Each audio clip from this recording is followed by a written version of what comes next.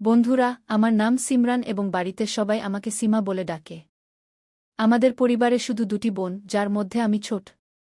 আমার বড় বোন রেহানার বিয়ে হয়ে গেছে। আমি দেখতে খুবই সুন্দর, তাই দুলাভাইয়ের মনে আমার প্রতি আকর্ষণ তৈরি হয়েছে। দেখতে আমার বোনও কম নয়, কিন্তু তারা বলে ঘরের মুরগি ডাল সমান হয়। আমি 2 বছর বয়সে পা দিয়েছি, কিন্তু আমার উচ্চতা খুব বেশি নয়, মাত্র 5 ফুটের একটু বেশি। তবে আমার শরীর ঠিকঠাক ছিল। আমরা অর্থাৎ আমার বাবা মা এবং আমি গ্রামে থাকতাম, আর বোন বিয়ের পর থেকে শহরে থাকে, কারণ দুলাভাই শহরেই অনলাইন মার্কেটিংয়ের কাজ করেন। আমি এ বিষয়ে বেশি জানতাম না, কিন্তু তিনি প্রচুর টাকা উপার্জন করতেন। আমি দুলাভাইয়ের সাথে ফোনেও অনেক কথা বলতাম, আর তিনি সবকিছু বলতেন যা তিনি আমার বোনের সাথে করতেন। আমিও তার সাথে এসব কথা বলে খুব ভালো লাগত। কখনো কখনো তিনি ভিডিও কলে আমাকে জেদ করতে শুরু করতেন, সীমা, তুমিও দেখাও না কেমন আছো। তাই তার সাথে ভিডিও কলে বেশি কথা বলতাম না, কারণ আমার একটু সংকোচ হতো। কিন্তু দুলাভাই আমাকে অনেকবার নাগ দেবতার দর্শন করিয়েছিলেন। তিনি বলতেন, কিছু হয় না সীমা, তুমি তো খুব লাজুক। এখন তোমার বোনকে দেখো, রোজ এর পূজা করে কি। তখন আমি হাসতে হাসতে বলতাম, বাস করো দুলাভাই, আমি দেখতে চাই না। আপনিও না গি। সত্যি বলতে আমারও পূজা করানোর খুব ইচ্ছা হতো, কিন্তু আমি আর কি করতে পারতাম। তাই আমি ফোন কেটে দিতাম। একবার দুলাভাই ফোনে আমাকে মিষ্টি কথায় জিজ্ঞাসা করলেন, সীমা, তোমার ইচ্ছা করে না কি তুমি বিয়ে করো? তখন আমি দুলাভাইকে বললাম, কেন করব না? খুব ইচ্ছা করে দুলাভাই। শেষ পর্যন্ত আমিও তো একটি মেয়ে কি। তখন দুলাভাই বললেন, যাই হোক, যদি তুমি চাও আমি তোমার ইচ্ছা পূরণ করতে পারি কি। আমি বললাম, না দুলাভাই, আমার এখন বিয়ে করতে ইচ্ছা নেই কি। দুলাভাই বললেন, অরে শালি সাহিবা, বিয়ের কথা কে বলছে? আমি তো তোমাকে বিয়ে ছাড়াই সুখ দিতে চাই। তখন আমি দুলাভাইকে বললাম, চলো, এমন কথা হলে আমি ভেবে বলব গু। আমার দুলাভাই দেখতে খুব স্মার্ট লাগে। বিয়ের পরও তাকে দেখে কেউ বলতে পারবে না যে তার বিয়ে হয়ে গেছে। পরের দিন আবার দুলাভাই আমাকে ফোন করলেন এবং জিজ্ঞাসা করতে লাগলেন, কি হয়েছে সীমা, তুমি তো বললে না। আমি বললাম, দুলাভাই, যাই হোক, আমারও ইচ্ছা করছে, কিন্তু আপনি তো আমার দুলাভাই হয়ে আছেন। যদি রেহানা দিদি জানতে পারে, তিনি রাগ করবেন কি। তখন দুলাভাই বললেন, অরে সীমা, তুমি এত ভয় পেজো না। কিছু হবে না। আমি কাল তোমার গ্রামে আসছি। তুমি শুধু প্রস্তুত থাকো খু। কিন্তু তখনই আমি দুলাভাইকে বলে দিয়েছিলাম, দুলাভাই, আমার না আছে, আপনি আসবেন না গু। সন্ধ্যায় আমি আবার দুলাভাইকে ফোন করলাম, দুলাভাই, আমি সত্যি বলছি না। আপনি কাল আসবেন না কি। কিন্তু দুলাভাই বলতে লাগলেন, এখন তো আমি মন স্থির করে ফেলেছি, আর এখন তো আমি আসব। দেখি তুমি কিভাবে না মানো খো। আমি অনেক অনুরোধ করলাম, কিন্তু দুলাভাই মানলেন না। সকাল 9টা নাগাদ দুলাভাই গাড়ি নিয়ে বাড়িতে এসে গিয়েছিলেন। বাড়িতে বাবা মাও ছিলেন, তাই দুলাভাই তাদের সাথে বসে গল্প করছিলেন। তিনি এও বলেছিলেন যে তিনি এখানে পাশের বাড়িতে কাজে এসেছিলেন, তাই ভাবলেন দেখা করে যান। আমি রান্নাঘরে খাবার বানাচ্ছিলাম। কিছুক্ষণ পর দুলাভাই সরাসরি রান্নাঘরে চলে এলেন এবং জোরে আমার হাত টেনে ধরে বললেন, কেমন আছো শালি সাহিবা? ফোনে তো বড়াই দেখাচ্ছিলে, আর এত সাজগোজ কার জন্য? তখন আমি জোরে বলে উঠলাম, ছাড়ুন দুলাভাই, আপনিও। কতবার মনে করেছিলাম আসবেন না, তবুও চলে এলেন। আপনার বোনের কি আপনার প্রতি আকর্ষণ নেই যে আমার পিছনে লেগে আছেন? তখন দুলাভাই বললেন, আজ তো খুব রাগী দেখাচ্ছ, চলো এখনই তোমার রাগ ঠান্ডা করি কি। এরপর তিনি একটি সোনার ব্রেসলেট বের করে আমার গলায় পরিয়ে দিলেন। সত্যিই এটি খুব সুন্দর ছিল। আমি জিজ্ঞেস করলাম, এখন এর কি দরকার ছিল দুলাভাই? তিনি বললেন, এটা তো সালি সাহিবার জন্য ছোট্ট একটি উপহার। বলো কেমন লাগল? আমি হেসে বললাম, খুব সুন্দর দুলাভাই, কিন্তু আপনি এটা মনে করবেন না যে আমি এর বিনিময়ে আপনাকে গু। দুলাভাই বললেন, অ্যানা সীমা, এটা তো এমনিই মনে হলো তাই নিয়ে এলাম। সত্যি বলতে এটা তোমায় খুব মানেছে, একদম রাজকুমারীর মতো লাগছে কি। তখন আমি বললাম, বসেন দুলাভাই, আমাকে বেশি মিষ্টি কথা বলার দরকার নেই, আমি সব বুঝি কি। এরপর আমি সবার জন্য খাবার পরিবেশন করলাম। দুলাভাইও খালি পেটে এসেছিলেন, তাই তিনি আমাদের সাথে খেলেন এবং গল্প করতে লাগলেন। আমি ভাবলাম দুলাভাই হয়তো এখন চলে যাবেন, তাই নিশ্চিত হতে মজার ছলে জিজ্ঞেস করলাম, দুলাভাই, আপনি আজ থাকবেন না? দুলাভাই বললেন, কে বলেছে আমি যাচ্ছি? আমি কাল সকালে যাব। যদি আপনাদের অসুবিধা হয় তবে এখনই চলে যাই। তখন আমার বাবা বললেন, অ্যানা, সে তো মজা করছে, এবং আমাকেই দাঁত দিলেন। খাওয়ার পর দুলাভাই গেস্ট রুমে বিশ্রাম নিতে গেলেন, আর মাম্মি বাবা খেতে চলে গেলেন, কারণ আমাদের খেতে এখন ধান লাগানো হচ্ছিল। আমিও বাবার সাথে খেতে যেতে চেয়েছিলাম, কারণ জানতাম যদি বাড়িতে থাকি তবে দুলাভাই আমাকে ছাড়বেন না। তাই বাবাকে অনুরোধ করলাম, কিন্তু বাবা রাজি হলেন না। তিনি বললেন, তুমিও যদি যাও তবে দুলাভাই বাড়িতে একা থাকবেন। তাই তুমি বাড়িতেই থাকো। বাবার এমন কথা শুনে দুলাভাই খুব খুশি হলেন, কারণ এখন সারা দুপুর কেউ আমাদের বিরক্ত করবে না। এরপর আমি রান্নাঘরের কাজ সেরে ফেললাম। বাবা-মা বাড়ি থেকে বের হওয়ার সাথে সাথেই দুলাভাই আমার পিছে পিছে রান্নাঘরে এলেন এবং আমাকে ধরে গেস্ট রুমে নিয়ে গেলেন। আমি অনেক ছাড়ানোর চেষ্টা করলাম, কিন্তু তিনি মানলেন না। রুমে নিয়ে তিনি আমাকে বিছানায় বসালেন এবং নিজে নিচে বসে আমাকে মানাতে লাগলেন, এবার মানো না সীমা। দুলাভাইকে নিচে বসে থাকতে দেখে আমারও ভালো লাগছিল না, তাই বললাম, দুলাভাই, দয়া করে এমন করবেন না, উঠে বসুন গো। এমন কথা শুনে দুলাভাইয়ের মুখে হাসি ফুটে উঠল এবং তিনি বললেন, চলো মহারানীজির একটু দয়া হল গো। তখন আমি দুলাভাইকে বললাম, আপনি এমন করলে আমাকে মানতেই হবে, কিন্তু সত্যি বলতে দুলাভাই, আমি খুব অস্থির বোধ করছি। দুলাভাই বললেন, কোনো সমস্যা নেই সীমা, এটা স্বাভাবিক। প্রথমবার সবারই হয়। আর তুমি অস্থির অবস্থায় আরও সুন্দর লাগছ। তখন আমার কপালে একটু ঘাম দেখা দিয়েছিল। দুলাভাই যখন শুরু করতে যাচ্ছিলেন, ঠিক তখনই রেহানা দিদির ফোন এলো। দুলাভাই তাড়িঘড়ি ফোন কেটে দিলেন। এরপর আবার রেহানা দিদি ফোন করলেন। দুলাভাই আবার কাটতে যাচ্ছিলেন, কিন্তু আমি তার হাত থেকে ফোন নিয়ে রিসিভ করলাম। ফোনে দিদি রেগে বললেন, কি হচ্ছে, তুমি ফোন ধরছ না কেন? আমি উত্তর দিলাম, দিদি, আমি সিমরান বলছি। দিদি বললেন, আচ্ছা, কেমন আছে সীমা? আর মাম্মি বাবা কেমন আছেন? আমি দিদিকে নমস্কার জানিয়ে বললাম, আমি ভালো আছি দিদি, আপনি কেমন আছেন? দিদি বললেন, আমি ভালো নেই, তাই তো ফোন করেছি।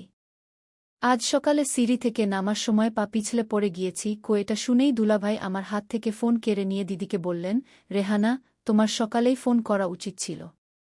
এখন কেমন আছো? বেশি আঘাত পেয়েছ? থাকো, আমি এখনই 1 ঘন্টার মধ্যে পৌঁছে যাচ্ছি। দিদি বললেন, এতটা ঘাবড়ানোর কিছু নেই। যখন কল করি তখন ধরো না, আমার কোনো চিন্তাই তোমার নেই। দুলাভাই দিদিকে সরি বললেন এবং বললেন, চলো এবার আমাকে মাফ করে দাও রানী সাহিবা, আর কখনো এমন করব না।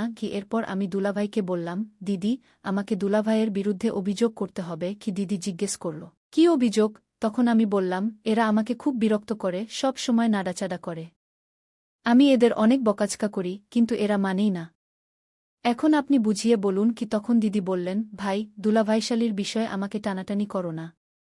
যাই হোক, এরা আমাকেও খুব বিরক্ত করে, তাই এদের অভ্যাস হয়ে গেছে।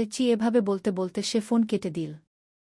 ইতিমধ্যে দুলাভাই দাঁড়িয়ে গিয়েছিলেন এবং আমাকে বললেন, চলো, ঠিক আছে সীমা, এখন আমাকে যেতে হবে। আমি দুলাভাইকে বললাম, আরে থামো না, এত তাড়াতাড়ি কেন? এখন আমি প্রস্তুত। দুলাভাই বললেন, না সীমা, তুমি বুঝতে চেষ্টা করো, রেহানার আমার দরকার হবে। আমি দুলাভাইকে অনেক বুঝালাম, আরে মাত্র আধা ঘন্টার কথা না দুলাভাই, তারপর চলে যেও। কিন্তু দুলাভাই আমার একটি কথাও শুনলেন না। তখন আমার চোখে পানি চলে এল এবং কান্নার সুরে দুলাভাইকে বললাম, প্লিজ দুলাভাই। আমার চোখে পানি দেখে দুলাভাইও আবেগপ্রবণ হয়ে গেলেন এবং বললেন, আরে পাগলি, কাঁদছ কেন? তখনই দুলাভাই আমাকে বিছানায় বসালেন এবং বললেন, চলো, এখন হাসো। তখন আমি দুলাভাইকে বললাম, দুলাভাই, আপনি হয়তো জানেন না, আপনার সাথে কথা বলতে আমার কত ভালো লাগে। আমি আপনাকে বিরক্ত করার জন্য মানা করি।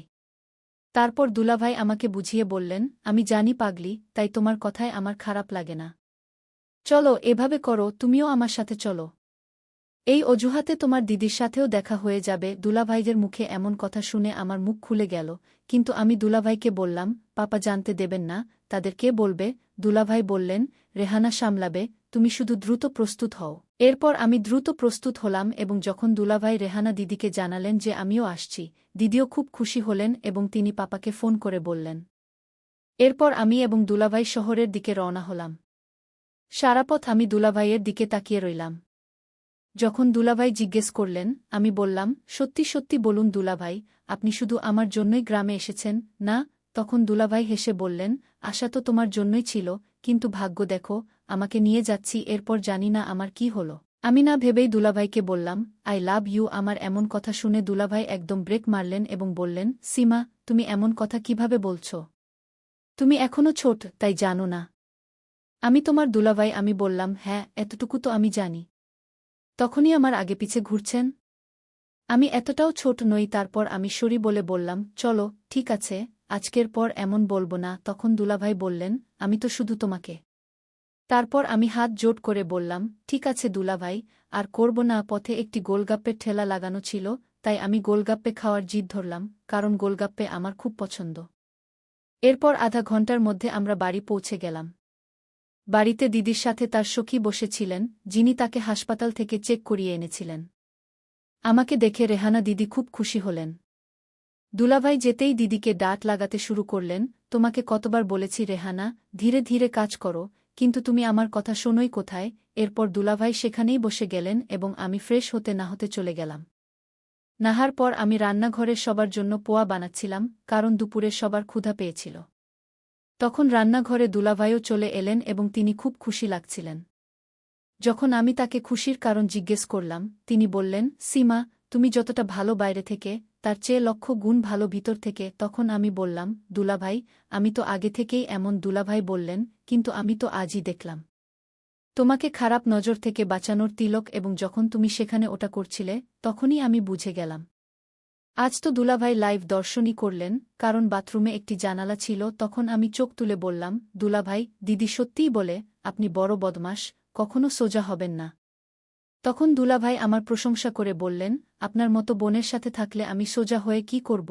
তারপর আমি দুলাভাইকে বললাম, চলো এখন দ্রুত দিদির রুমে যাই, নাশতা করে নিই। দুলাভাই বললেন, নাশতা ভাষাটা ছেড়ে দাও, পরে করব। আগে তুমি আমার সাথে চলো। যেদিন থেকে তোমাকে এমন দেখেছি, আমার 1 মিনিটও থাকতে ইচ্ছে করছে না। তারপর দুলাভাই আমার হাত থেকে নাশতার থালা ছিনিয়ে নিলেন এবং আমাকে নিয়ে যেতে লাগলেন। আমি দুলাভাইকে থামিয়ে বললাম, আরে দুলাভাই, ছেড়ে দিন না, আপনি তো খুব জিদ করেন। আপনি জানেন না বাড়িতে দিদিও আছেন এবং তিনি জেগে আছেন। এত তাড়াতাড়ি কেন? আমরা কাজটা সন্ধ্যায় করে নেব না? যদি দিদি জানতে পারে তাহলে গণ্ডগোল হয়ে যাবে। দুলাভাই বললেন, কিছু জানতে পারবে না, তুমি শুধু চলো। তুমিই তো বলেছিলে যে এটা মাত্র আধা ঘন্টার কথা। কিন্তু ঠিক তখনই দিদি ডাক দিলেন, তোমরা দুজন রান্নাঘরেই লড়াই করতে থাকবে, নাকি নাস্তাও নিয়ে আসবে?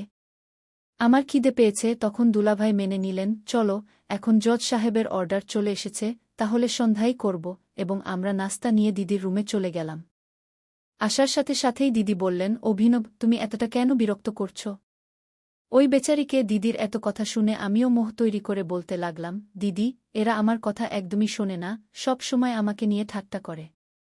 এখন আপনি এদের বোঝান। তখন দুলাভাই দিদির হাত ধরে বললেন, ঠিক আছে, আসলেই বাবা, আজ থেকে সব মজামাস্তি বন্ধ।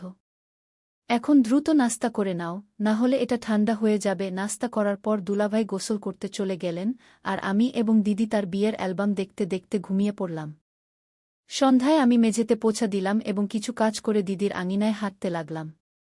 তখন দুলাভাই বললেন, সীমা, আমি বাজারে যাচ্ছি। যদি তোমার কোনো ঘরের জিনিসপত্র লাগে তাহলে বলে দাও। তখন আমি দুলাভাইয়ের সাথে মজা করে বললাম, ঘরের জিনিসপত্র তো সব আছে, কিন্তু আসার সময় আমার জন্য গুলাব জামুন নিয়ে আসবে, আমি খুব পছন্দ করি। এভাবে টাকা বাঁচালে কিছু হবে না। তখন দুলাভাই বললেন, ঠিক আছে, আজ তুমি রান্নাও করো না, আমি বাইরে থেকে নিয়ে আসব। এটা শুনে আমি আরও খুশি হয়ে গেলাম। দুলাভাইয়ের মুখে এমন কথা শুনে দিদি বললেন, আমার জন্য তো কখনো বাইরে থেকে খাবার আনেননি, এখন বোন এসেছে, তাই এত সেবা হচ্ছে। তখন দুলাভাই বললেন, এখন আমাকে অনুমতি দাও রানী সাহেবা, না হলে রাত হয়ে যাবে। দুলাভাই বাজার যাওয়ার পর আমরা সময় কাটানোর জন্য টিভি দেখতে লাগলাম। তারপর রাত 8টার দিকে দুলাভাই ফিরে এলেন, সাথে মিষ্টি এবং খাবারও নিয়ে এলেন। এরপর আমরা একসাথে বসে খাবার খেলাম এবং দুলাভাই আমাদের অনেক হাসালেন। খাবার খাওয়ার পর দুলাভাই দিদিকে রুমে নিয়ে গেলেন এবং তাকে ওষুধ দিলেন, তার মাথা মালিশ করতে লাগলেন। দুলাভাইয়ের সাথে কথা বলতে বলতে দিদির কখন ঘুম এসে গেল বুঝতেই পারলাম না, কারণ ওষুধের প্রভাবও ছিল। দিদিকে ঘুম পাড়ানোর পর দুলাভাই আমার রুমে এলেন। আমি বসে দুলাভাইয়েরই অপেক্ষা করছিলাম। তাকে দেখে আমি বললাম, আর 10 মিনিট দেরি করলে আমিও তোমাকে ঘুমিয়ে পেতাম। তখন দুলাভাই বললেন, কোনো সমস্যা নেই, তুমি তো আমি জাগিয়েই নিতাম। তারপর তিনি বললেন, তুমি 2 মিনিট অপেক্ষা করো, আমি তোমার জন্য আরও কিছু এনেছি। এ বলে তিনি রান্নাঘরে গেলেন এবং ফ্রিজ থেকে একটি বিয়ারের বোতল নিয়ে এলেন। যখন আমি দুলাভাইকে জিজ্ঞাসা করলাম, এটা কি, তিনি বললেন, কিছু না, স্বাস্থ্যের জন্য ভালো, আর একটু পান করলে তোমার কোনো অস্বস্তি হবে না। তখন আমি দুলাভাইকে মানা করলাম, না দুলাভাই, আমি এগুলো পান করব না। দুলাভাই বললেন, যদি তোমার না নিতে হয় তাহলে নিও না। আমি বললাম, আজ পর্যন্ত আমি পান করিনি, আর বাবাও বলেন যে মদ্যপান স্বাস্থ্যের জন্য ভালো নয়। তখন দুলাভাই বললেন, অরে পাগলি, তুমি কোন যুগে বাস করছ? এটা তো সাধারণ বিয়ার, এতে কিছু হয় না। আর তুমি তো দেখেছি যে আজকাল মেয়েরাও পান করে, এরপর দুলাভাই আমাকে পান করিয়েই দিলেন।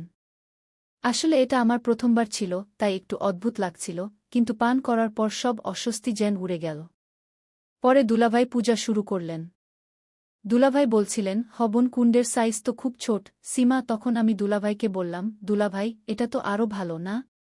পুরোহিতরা তো ছোট হবন কুণ্ডই পছন্দ করেন। এরপর দুলাভাই আধা ঘণ্টা পূজা করলেন এবং পরে ক্লান্ত হয়ে গেলেন। দুলাভাই গঙ্গাজল আমার উপরই ছিটিয়ে দিয়েছিলেন, তাই আমাকে গোসল করতে হল। আমি দুলাভাইকে বললাম, কমপক্ষে এটা তো উপরে ছিটাবে না? দুলাভাই বললেন, কি করব সীমা, পড়ে গেছে। এরপর দুলাভাই তার রুমে চলে গেলেন, আর আমি গোসল করে ঘুমিয়ে পড়লাম। রাতে তো আমি কিছুই বুঝতে পারিনি, কিন্তু সকালে বুঝলাম, কারণ আমার মাথা ধরা শুরু করেছিল।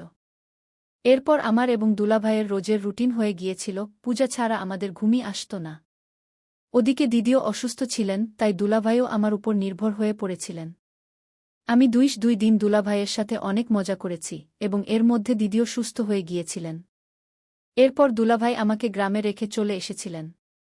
তারপর 4 দিন পর দুলাভাইয়ের ফোন এল, এবং তিনি বললেন, সীমা, আসলে তোমার দিদি সব জানতে পেরেছিলেন। তিনি তোমার খাতিরে কিছু বলেননি, কিন্তু যেই আমি কাল বাড়ি ফিরলাম, তিনি আমাকে খুব ডাকাডাকি করলেন এবং আমার সাথে কথা পর্যন্ত বলেননি। যদিও আমি রেহানাকে ম্যানেজ করে ফেলেছি, কিন্তু প্লিজ তুমিও এখন সব কথা মাথা থেকে বাদ দিয়ে দাও। এটা শুনে আমিও ভয় পেয়েছিলাম, কিন্তু রেহানা দিদি খুব ভালো মনের ছিলেন। আমি তাড়াতাড়ি তাদের ফোন করলাম এবং ক্ষমা চাইলাম। দিদি বললেন, কোনো সমস্যা নেই সীমা, তুমি তো একটা ছোট মেয়ে ছিলে।